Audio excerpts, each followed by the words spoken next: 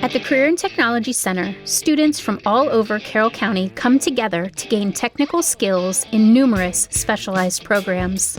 Every day, these students are excelling, and we want to highlight some of these remarkable students. Today's student is Emily Rieter.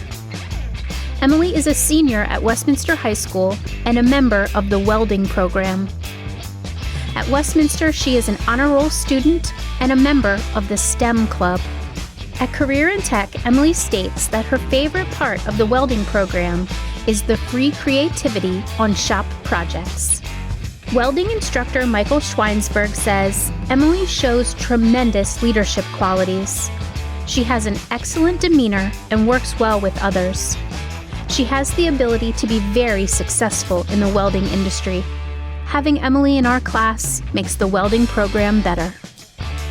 When Emily is not in school or working at the Braglio Smokehouse, she enjoys working on cars, fishing, camping, and spending time with her 2 dogs, Maggie and Reba. After graduation, she plans to move to Georgia to attend Georgia Tech to continue her education in welding.